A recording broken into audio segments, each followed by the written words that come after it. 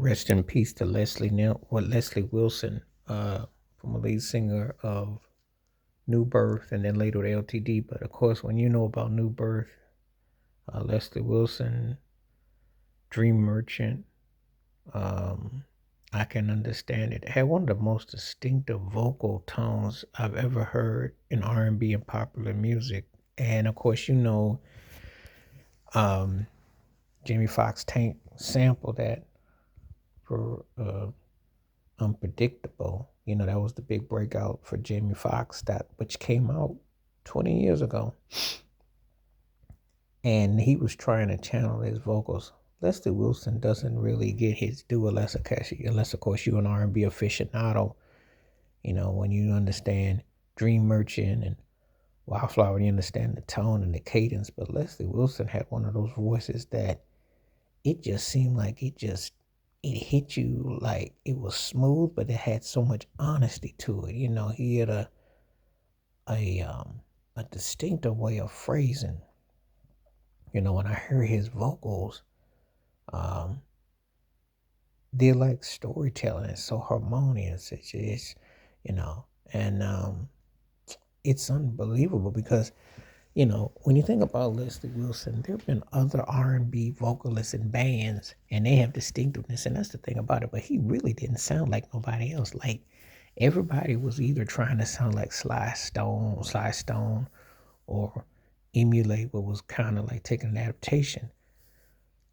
Leslie Wilson sounded almost like it was like doo-wop, and it was smoothed out. It's kind of like when I think about Leslie Wilson's voice, it's almost like if have had Frankie Lyman lived and had a kind of like channeled a gritty, made Sam Cooke or made Jackie Wilson gritty, like an Otis Redding thing.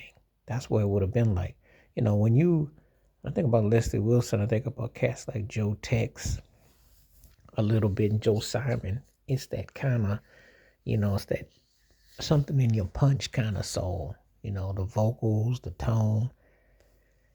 But when I hear obviously Dream Merchant and Wildflower, and I can understand it, and that grit, that urgency, it's so different. What a voice, what a tone, what a way to phrase. you know. Think about it. He left New Birth and then he was asked to go replace Jeffrey Osborne in LTD.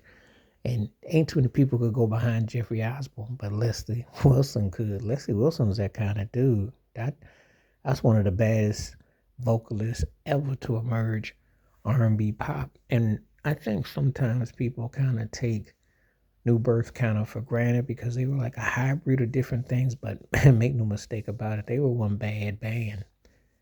And his vocals, if you understand the call and response, think about Wilson Pickett.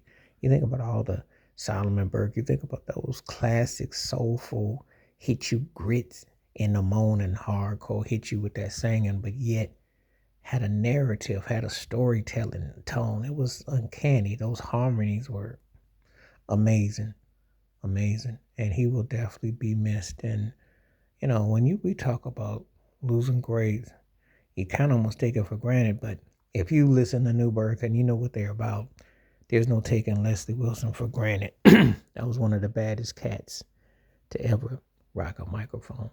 And prayers and thoughts are with the family. Rest in peace.